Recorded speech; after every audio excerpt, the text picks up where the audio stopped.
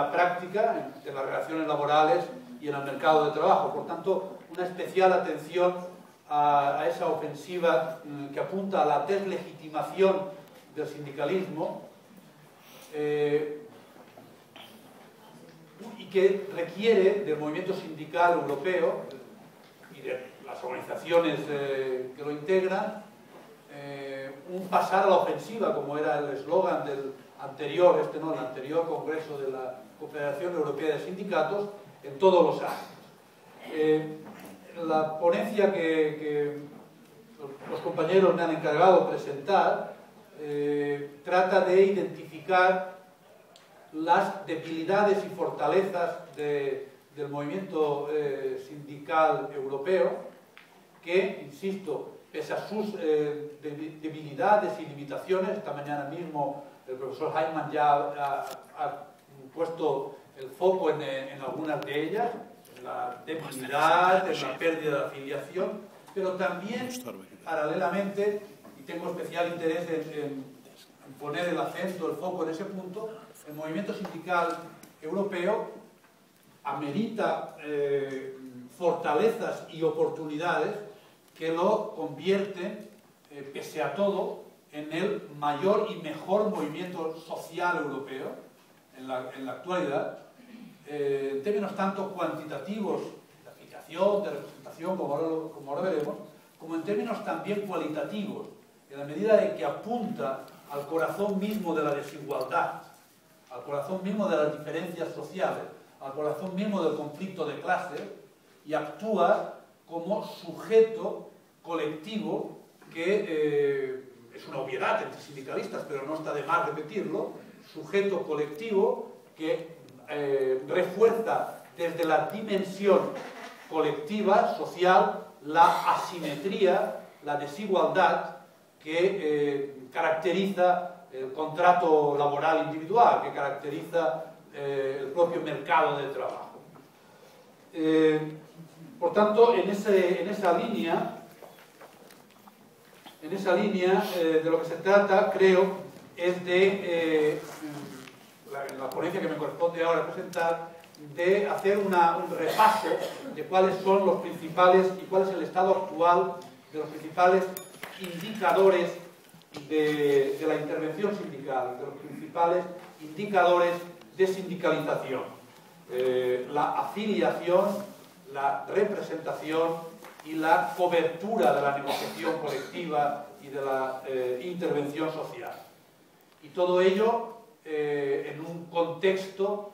que ya ha sido un contexto de crisis, tanto de la crisis más reciente como del ciclo más largo, de cambio estructural, de cambio ocupacional, de crisis cultural. El propio Carvalho Silva esta mañana insistía en eso, digo, de cambios contextuales e institucionales y culturales que complican, que dificultan la agregación de intereses que define al sindicalismo. Cambios a los que no voy a volver a repetirme por cuestiones obvias de tiempo y porque además han sido amplia y brillantemente expresados por colegas en intervenciones anteriores.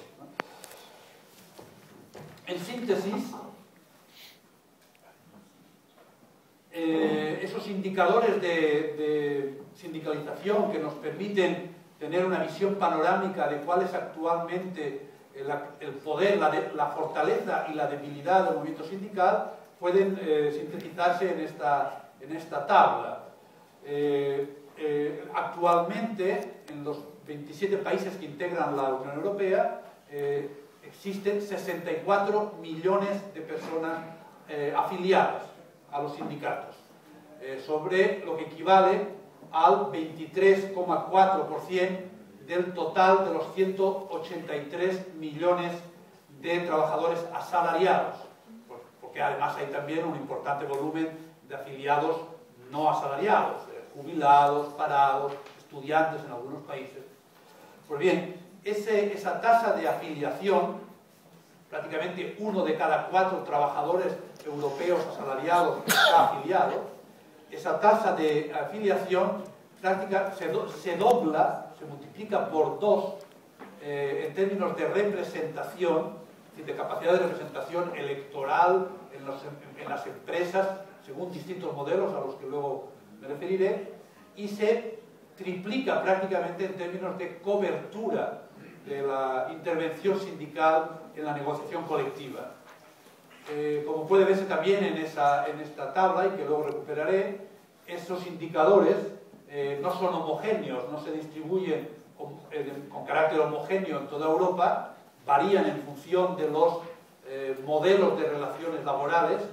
siendo de mayor a menor, prácticamente coincidiendo de norte a sur del continente, mayores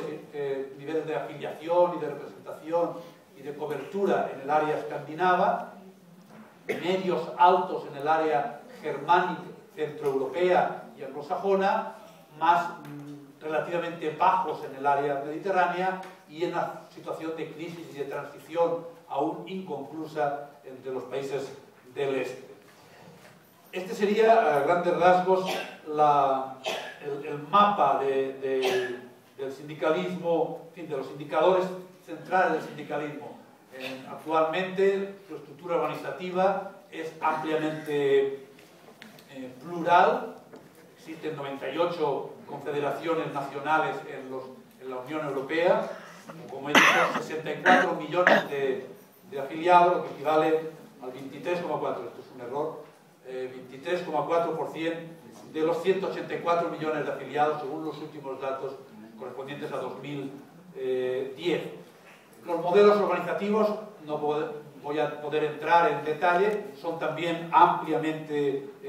plurales, desde países con un monopolio de la representación sindical, con una sola y gran confederación, a, en el polo opuesto, países, especialmente en el área mediterránea y en algunos países del este, de un alto grado de